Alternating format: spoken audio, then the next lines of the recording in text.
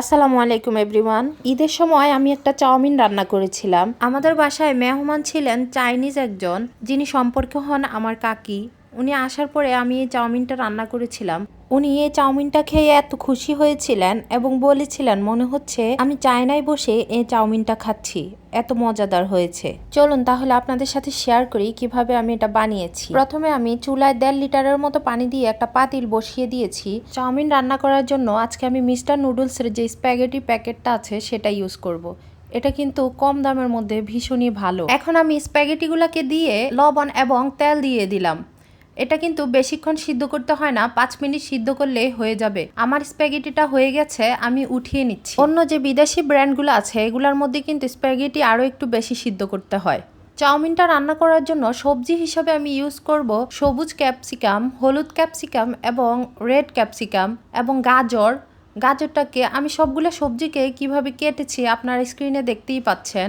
Meet হিসাবে আমি চিকেনের একটা বুকের মাংস ইউজ করেছি, যেটা ছিল প্রায় 250 গ্রামের মতো। এটাকে আমি স্লাইস করে কেটে নিয়েছি। এখানে আমি 2টা ডিম নিয়ে নিয়েছি, লবণ এবং একটু ব্ল্যাক পেপার দিয়ে এটাকে আমি ফেটিয়ে নিলাম। এরপরে চুলায় একটা ফ্রাই প্যান বসিয়ে দিয়ে ফ্রাই প্যানটা গরম হয়ে গেলে এটার মধ্যে তেল দিয়ে দিলাম। এখানে আমি এই 1.5 টেবিল চামচের মতো তেল ইউজ করেছি। তেলটা গরম হয়ে গেলে ডিমটা দিয়ে দিলাম। ডিমটাকে একটু ঝুড়া করে ভেজে নিব। এরপরে ঝুড়া করে ভেজে নিয়ে উঠিয়ে নিব।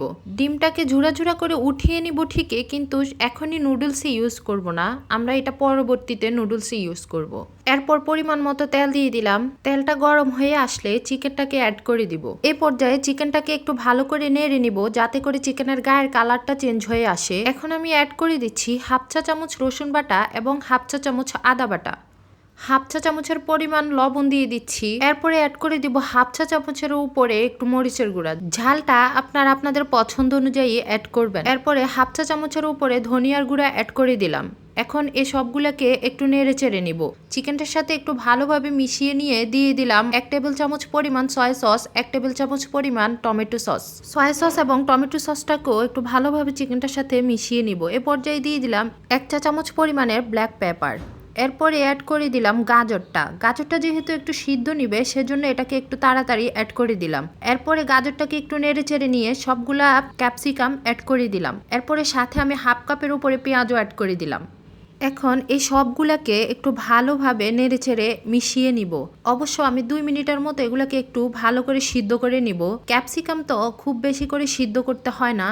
এখানে আমি এখন অনেকগুলা চিলি সস ইউজ করব। এখানে প্রায় আমি 1/4 কাপেরও উপরে প্রায় 1/2 কাপের পরিমাণে চিলি সস ইউজ করেছি, যেটার মাধ্যমেই কিন্তু আপনার এই চাউমিনের টেস্টটা অনেক ভালো আসে। এরপর 2 টেবিল চামচ পরিমাণ সয়া সস দিয়ে দিয়েছি। এগুলোকে ভালোভাবে মিশিয়ে নিয়েই অ্যাড করে দিব চাউমিনটা। যে স্প্যাগেটিটাকে সিদ্ধ করে রেখেছিলাম সেটাকে অ্যাড করে দিব এবং এটাকে ভালোভাবে সবজিগুলোর সাথে মিশিয়ে নিলেই কিন্তু আমার চাউমিন রান্নাটা হয়ে যাবে।